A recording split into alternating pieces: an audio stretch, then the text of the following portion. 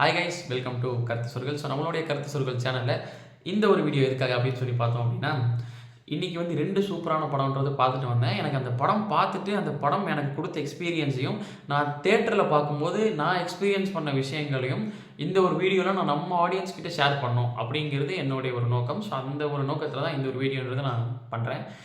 So என்ன அப்படின்னு சொல்லி பார்த்தோம்னா, எது அந்த 2 படம் அப்படின்னு சொல்லி பார்த்தோம்னா, ஆக்சுவலாக நேற்று 3 படம் ரிலீஸ் ஆச்சு. என்னென்ன அப்படின்னா, கொட்டுக்காளி, வாழை, அப்புறம் போகுமிடம் வெகு தூரம் இல்லை அப்படின்னு சொல்லிட்டு 3 படம் தமிழில் ரிலீஸ் ஆச்சு.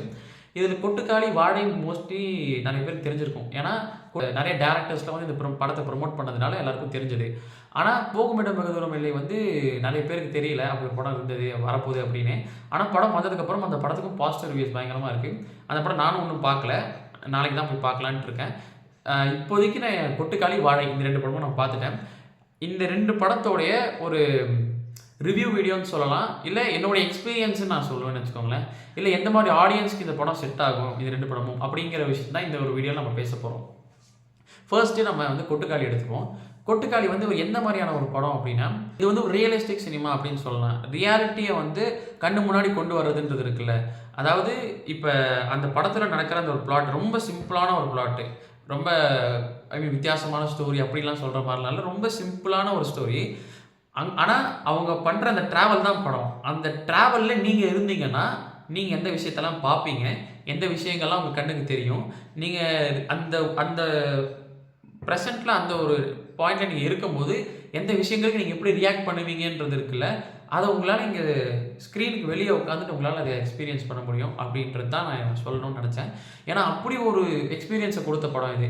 முக்கியமாக இந்த படம் எந்த மாதிரி ஆடியன்ஸ்க்கு செட் ஆகும் அப்படின்னா, நான் கமர்ஷியல் சினிமாவில் வர மாதிரி எனக்கு படத்தில் வந்து ஒரு 6 பாட்டு வேணும், ஒரு 5 ஃபைட் சீன் வேணும், இத்தனை காமெடி சீன் வேணும் அப்படிங்கிற மாதிரி ஒரு டெம்ப்ளேட்டடான ஒரு சினிமா பார்க்குற ஆடியன்ஸாக நீங்கள் இருந்தீங்கன்னா உங்களுக்கு இந்த படம் கண்டிப்பாக செட் ஆகாது.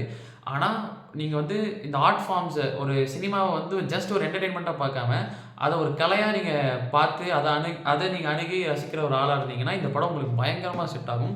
கூழாங்கல் ஒரு பெஸ்ட் எக்ஸாம்பிள் சொல்லலாம். அவருடைய எனக்கு PS வினோத்ராஜ் ரொம்ப பிடிக்கும். அவருடைய ஃபஸ்ட்டு படம் கூழாங்கல். அந்த படம் பார்த்து அது ரொம்ப பிடிச்சவங்களுக்கு இந்த படம் பயங்கரமாக ஒர்க் அவுட் ஆகும். என்னடா அவன் ரொம்ப இந்த படத்துக்கு வந்து சும தூக்குற மாதிரி பேசுகிறானே அப்படின்னு நினைக்க வேணாம். ஏன்னா எனக்கு இந்த படம் அவ்வளோ சூப்பராக ஒர்க் அவுட் ஆச்சு.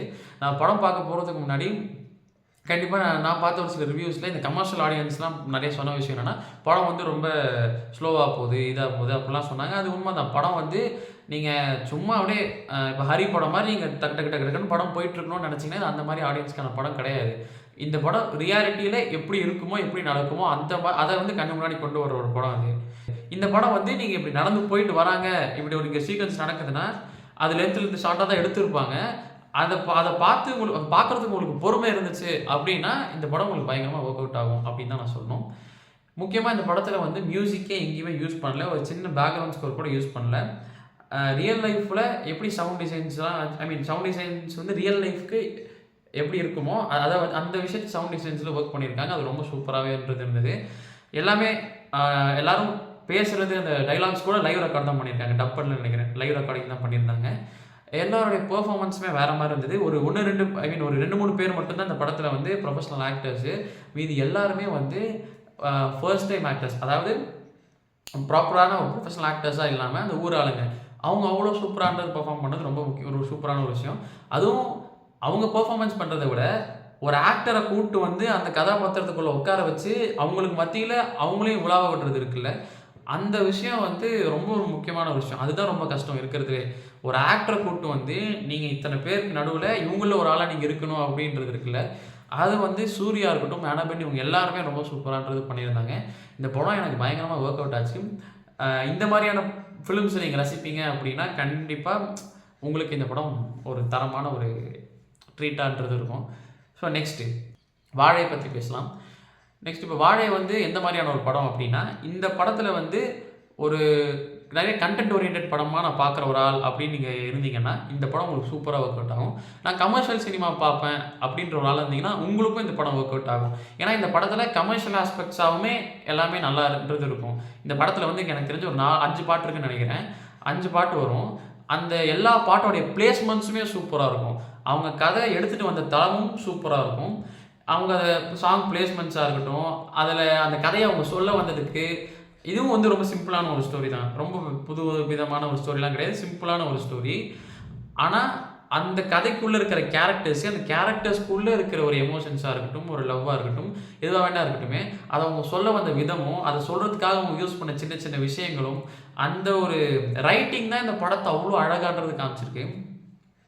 இன்னொரு விஷயம் என்னன்னா, இது வந்து ஒரு பேஸ்ட் ஆன் ட்ரூ இன்சிடென்ட். இந்த உண்மை சம்பவங்கள வச்சு எடுக்கப்பட்ட ஒரு படம் தான் வந்து வாழை. கொட்டுக்காளியும் அதேதான். கொட்டுக்காளி வந்து அவங்க பி.எஸ். வினோத்ராஜ் அவர் ரியல் லைஃப்ல அவர் பார்த்த விஷயங்கள வச்சு எடுக்கப்பட்ட ஒரு படம். ஆனா, வாழை வந்து மாரி செல்வராஜ் வந்து அவருடைய லைஃப்ல நடந்த ஒரு விஷயம். அத அவர் எடுத்து ஒரு படமா எடுத்திருந்தா எப்படி இருக்கும் அப்படிங்கிறது தான் வாழை. ஸோ இந்த படத்துக்கு நான் ஒரு முக்கியமான விஷயம் நான் வந்து தியேட்டர்ல கவனிச்ச ஒரு விஷயம் என்னன்னா, வாழை படம் முதல்ல கொட்டுக்காளி பத்தி சொல்லிர்றேன். கொட்டுக்காளி படத்துக்கு நான் முதல்ல போனம்போது, தியேட்டர்ல எனக்கு தெரிஞ்சு ஒரு 20 பேர் தான் உட்காந்துட்டுருந்துருப்போம்னு நெனைக்கிறேன். எனக்கு அது உண்மையிலே ரொம்ப வருத்தமானது இருந்துச்சு. அ இந்தியன் 2 மாரியான படத்துக்குலாம் நான் தியேட்டருக்கு போனேன். அந்த படத்துக்கு நான் 2வது நாளோ என்னமோ போனேன்னு நெனைக்கிறேன். கொட்டுக்காளிக்கு 2வது நாள் தான் போனேன் இன்னைக்கு. இந்தியன் 2க்கு நான் 2வது நாள் போறேன். அந்த படம் நாள்லயே போட்டு கிழிச்சிட்டாங்க படம் நல்லா இல்லன்னு. ஆனாலும் அந்த படத்துக்கு அவ்ளோ ஆடியன்ஸ் வந்திருந்தாங்க. அந்த படம் தியேட்டர் வந்து ஹவுஸ்ஃபுல்லா தான் இருந்துச்சு. எனக்கு வந்து அப்படி அந்த படத்துக்குலாம் ஹவுஸ்ஃபுல் ஆகுதுன்னும்போது, இங்க வந்து கொட்டுக்காளி மாரியான படத்துக்கு இங்க தியேட்டர்ல நாங்க 20 பேர் தான் உட்காந்து பார்த்தோம்னு நெனைக்கும்போது எனக்கு ரொம்பவும் கஷ்டமானது இருந்துச்சு. ஆனா வாழை வந்து அப்படியே ஆப்போசிட்டா இருந்துச்சு. வாழைக்கு அடுத்த ஷோவே போனேன். வாழை போடும்போது எனக்கு வாழை எப்படி இருந்துச்சுன்னா, தியேட்டர் ஃபுல்லா ஹவுஸ்ஃபுல்லா இருந்துச்சு. எனக்கு அது ரொம்ப சந்தோஷமா இருந்துச்சு. அதுவும் முக்கியமா ஒரு விஷயம் நான் கவனிச்சது என்னன்னா, பொதுவா வந்து படம் முடிஞ்ச உடனே கிளைமாக்ஸ்லலாம் அப்பா படம் முடிஞ்சிரான்ற மாரி எழுந்து போக ஆரம்பிச்சுருவாங்க. ஆனா வாழை படம் வந்து முடிஞ்சு கிளைமாக்ஸ்ல அந்த எண்ட் கிரெடிட்ஸ் வரைக்கும் ஓடிக்கிட்டு இருக்கு. எல்லாரும் அமைதியா உட்கார்ந்து ஒரு நிமிஷம் அந்த முடியிற வரைக்கும் பார்த்துட்டு போறாங்க. ஏன்னா கிளைமாக்ஸ் குடுத்த இம்பாக்ட் அந்த மாரி. கிளைமாக்ஸ் வந்து எனக்கெல்லாம் வாழை கிளைமாக்ஸ் பார்த்துட்டு கிளைமாக்ஸ் எனக்கு வந்து கண்ணெல்லாம் வந்து அழ ஆரம்பிச்சுட்டேன். ஸோ அந்த மாரின்றது இருந்தது. என்னால பாருங்க அது ப்ராப்பரா கூட பேச முடியல. ஏன்னா அவ்ளோ எமோஷனலான்றது இருந்துச்சு படம். கிளைமாக்ஸ் எனக்கு அந்த குடுத்த ஒரு இம்பாக்ட் வந்து அங்க இருந்த அத்தன பேருக்குமே இருந்துச்சு. எல்லாருமே வந்து ஒருத்தர் கூட எழுந்து போல. எல்லாம் உட்கார்ந்து அமைதியா படத்த பார்த்து முடிச்சுட்டு, அதுக்கப்புறமா பொறுமையா எழுந்து போனாங்க. அந்த ஒரு நிதானம்ன்றது இருக்குல்ல ஆடியன்ஸ் கிட்ட, அப்படி உட்கார வச்சுட்டாங்கன்னா அதுவே முடிஞ்சுச்சுல்ல. அதுவே எனக்கு ரொம்ப சந்தோஷமான்றது இருந்துச்சு. இந்த 2 படமும் அ தமிழ் சினிமாக்கு இப்ப கிடைச்ச வந்து ஒரு இந்த வருஷத்தோடயே ஒரு முக்கியமான படம்னு சொல்லலாம்.